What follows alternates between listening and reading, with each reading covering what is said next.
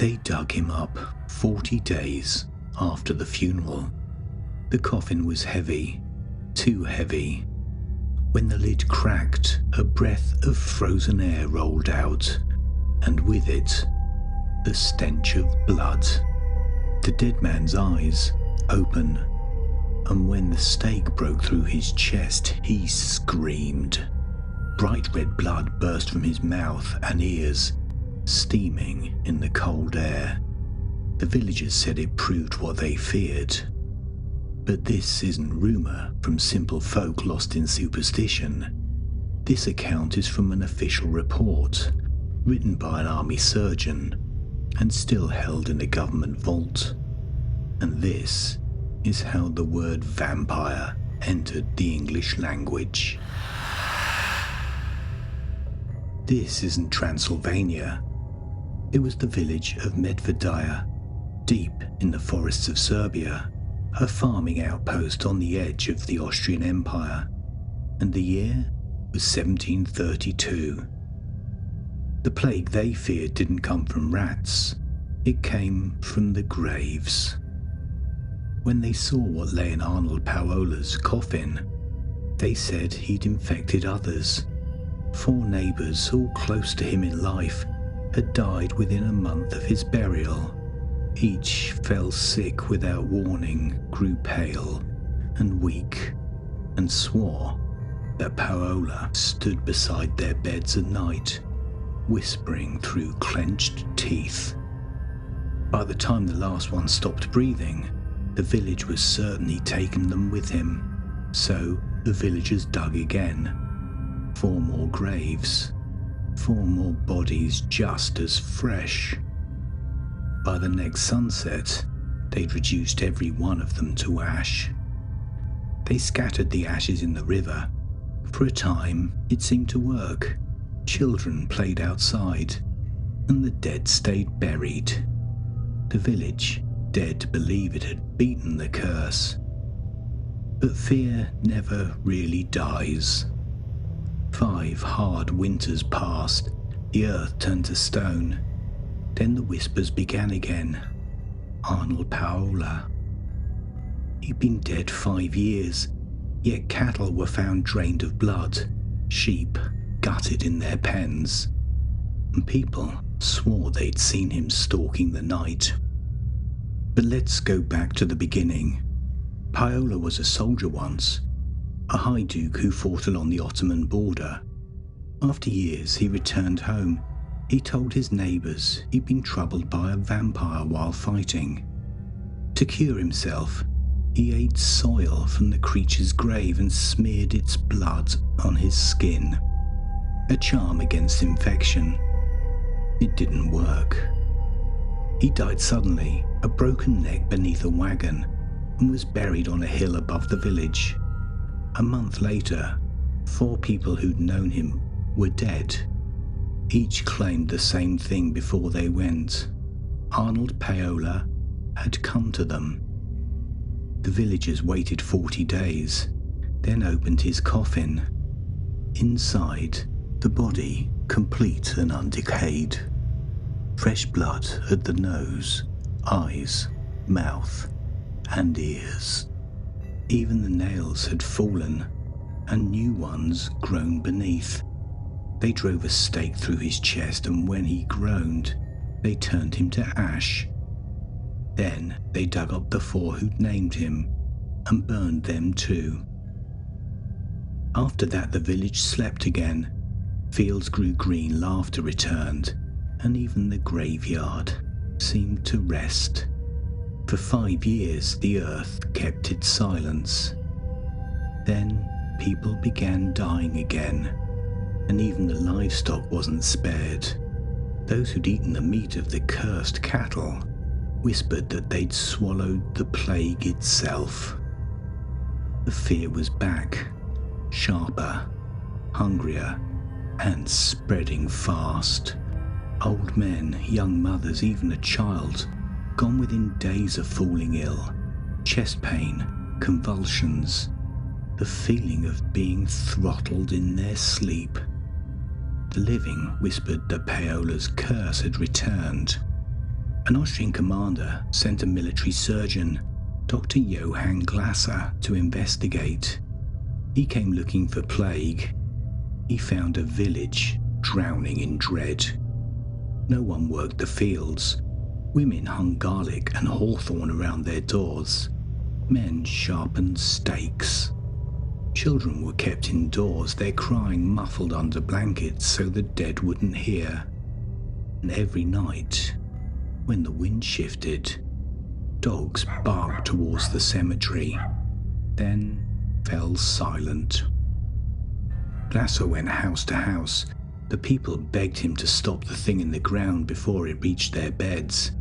He told them this was no plague of the soul, only sickness of the body. They only stared, as if pitying him for not seeing what they'd seen. At the edge of the graveyard, he examined a single corpse. When the lid lifted, the air turned sweet and metallic. Inside, the body was swollen, ruddy, glistening with dark blood. One of the soldiers dropped his lantern in the snow. Another whispered, "He's still eating." Glasser knelt beside the coffin, his breath misting over the body. He wrote what he saw, bloated and bloody, fresh blood flowing from nose and mouth. Then the chest rose, a wet gasp of air escaping the lungs. Someone screamed. By dawn, his notes were trembling in his hands. He'd come to cure fear. He'd left infected by it. He filed his report, cautious, medical, but heavy with unease. But it came too late to calm the village. They'd seen the body move, and once fear takes shape, it never lets go. To the villagers, the authorities had seen and ran, so they began digging. Some bodies burned, others sealed again in the frozen earth.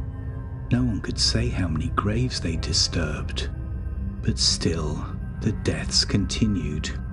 Even the man sent to calm them had started to pray. News of the chaos reached Belgrade, then Vienna. The Empire wanted answers, not rumours. So they sent another group, a full commission of officers and surgeons.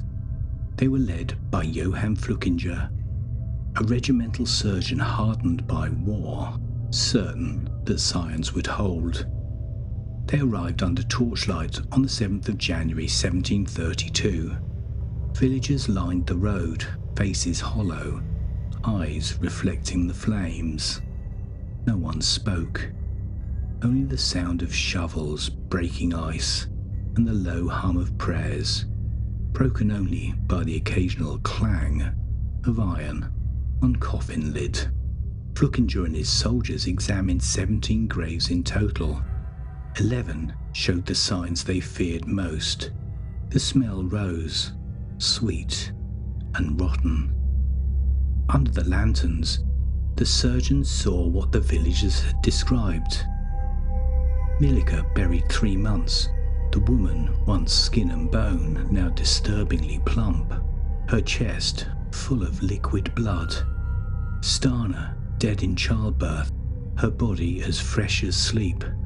Her infant carelessly buried beside her, partially consumed.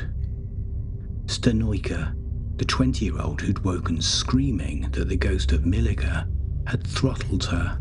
When they uncovered her body 18 days later, her face was still rosy, a bluish bruise shaped like a hand beneath her jaw.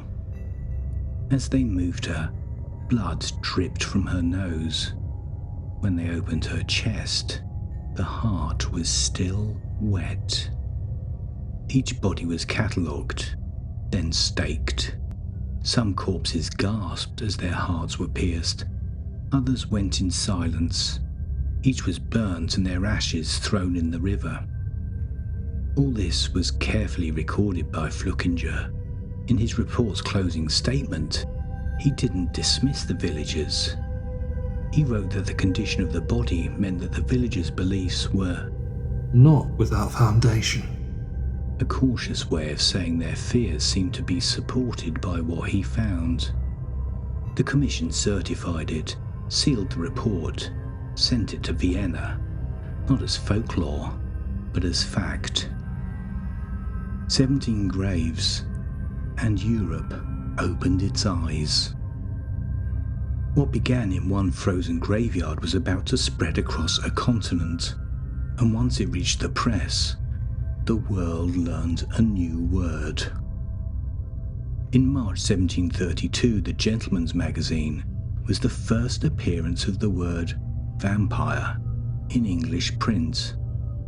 London printed it, Paris serialized it, Vienna defended it. The word vampire was now public property, read aloud in salons and taverns alike. What began as an autopsy became entertainment, and the line between evidence and spectacle never closed again. Science called it mass hysteria, priests called it proof of damnation. Dom Augustin Calmet, the Benedictine abbot who chronicled such things, read the dossier and said, "We cannot refuse to believe that to be true, which is judicially attested by persons of probity." Flukinger tried to stay clinical, but his words betrayed the unease beneath them. We found that those buried were quite complete and undecayed, and that fresh blood flowed from their eyes, nose, mouth, and ears. His report felt more like reframing than a rebuttal. The villagers called it proof. In the archives in Vienna, the document still exists, visum e repertum, seen and discovered. 17 names, 17 graves. One scream that history never forgot. The commission sealed its report, believing the case was over. But a century later, another man would walk through Europe, never aging, never dying. His name whispered with hesitance. The Count of Saint-Germain. His story's waiting for you now. The documented immortal. Watch that next. I'm Nico, and I'll meet you in the next case.